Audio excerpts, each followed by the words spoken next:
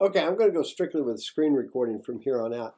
Want to make sure that the ladybug shows up when we're doing this because she becomes very critical to our. Uh-oh, I disconnected her, of course.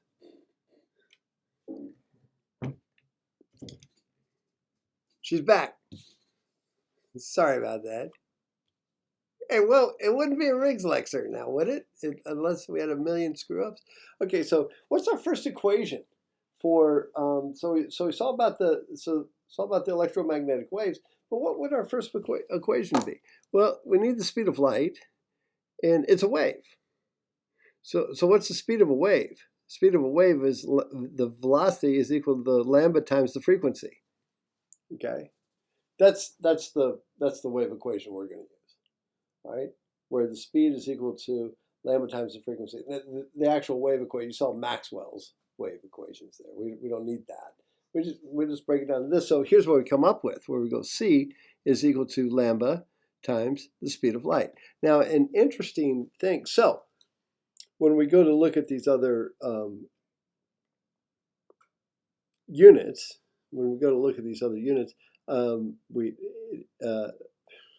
these other slides, and we're going to see different wavelengths.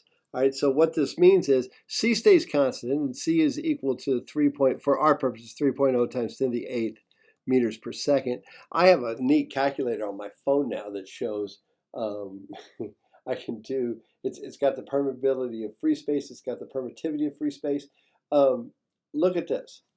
Here's the deal. So C is equal to 3.0 times 10 to the 8 meters per second. Now watch. Then what this means is, since C is equal to lambda times F, as the frequency gets bigger, the wave gets really small. So the smaller the wavelength, the higher the frequency. All right. So when we start getting up in gamma rays and things like that, those are or X-rays. Those are rays that are small enough to go penetrate in your skin because they go through that permeable barrier in your skin so that we can breathe. Goldfinger. Anyway, for those of you that are over 50 might understand that. Anyway, and so as the wavelength gets big and goopy, radio waves, then we got a small frequency. All right. And then we do a variation on a theme for those things. All right. So here's the electromagnetic wave coming out. Let's play from current slide real quick. There's the B field. Here's our old right-hand rule 2 showing up again. There's the speed of light, direction of travel. So a radio wave can be detected with a receiving antenna wire that is parallel to the electric field. Okay, so it hits here. We didn't get into these LC circuits. We didn't talk about these, but then this is our inductor, our Henrys, and inductor and Henrys, and it'll start about, and then we do then we do mutual induction, so which then creates an EMF in this guy and creates a current so that it goes this way, so that the wave that's coming in here, the information that's coming in here, then goes to your audio amplifier in your circuits, and so you can hear or see whatever's going on. All right, same thing with the magnetic field. Goes in, hits the LC, and sometimes we have, I kind of wish we'd have done the LC circuits because this is a variable capacitor. Back in the old days, when you had a car radio, which would actually, the old-timey car radio would actually use what this means, this is a capacitor, but it's an adjustable one. So in the LC circuit, so that allows you to control which wave it's going to listen to. All right, due to the frequency. All right, and so in other words, you tune your car to a frequency that it wants to hear. All right, and so you adjust this capacitor. You used to you had these big old clunky capacitors. I mean, they were huge.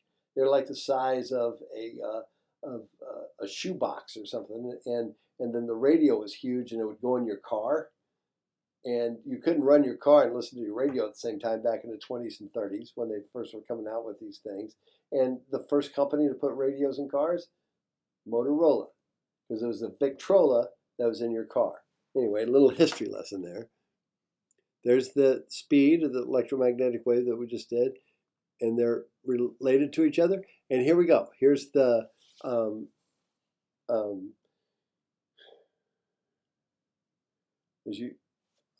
down here is the frequency. Up here is the wavelength.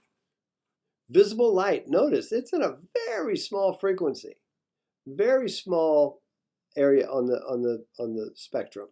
Okay, it's 10 to the negative 7. It's in the 10 to the negative 7 nanometers in its wavelength, and about around 10 to the 14, 10 to the 15 in its frequency. All right. Big goopy radio waves. Look at this thing. Look at this thing. 1,000,000 meters. That's why we use, and I wish we had time, but we don't, to get to lenses, the big radio wave lenses that can take in a lot of stuff, but they're still traveling at the speed of light. Okay? Okay. AM radio. Notice it's a more goopy wave. This is a little short wave. This is why sometimes you can't hear FM radio. It's a little bit too short of wave. This is a much longer, very short bandwidth that it's in, but it's a longer wave than FM, which is a much shorter wave. That's why sometimes when you pull up there at Volker and Troost and you got a truck in front of you or a bus in front of you, you can't hear your FM radio until you move in a little bit closer because you're out of sync. The wavelength isn't lining up right with your variable capacitor in your radio. All right, so there we go. Why is this doing the same thing? Okay, there's C is equal to lambda F.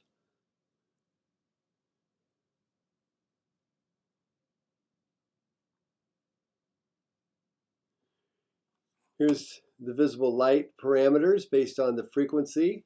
Okay, so they said, well, what is it? 750 nanometers. Okay, this is a lower frequency. So this is good old red. This is good old violet. Okay, Roy G. Biv. Did you learn that in art class? Good old Roy G. Biv. Let me write that down. Here, and then we'll stop here. Let's see.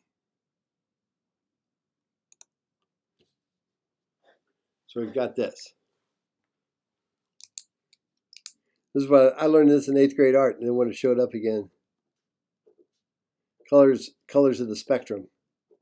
And then everything in between. 750 nanometers. About, what did they say, 380 nanometers. And we'll use that a little bit when we look at wave interference and stuff. That will be for the second lecture. All right, that'll be for the Tuesday, what would be equivalent to the Wednesday lecture. This is the Tuesday lecture. All right, I think I've yacked enough. It's time to make another recording.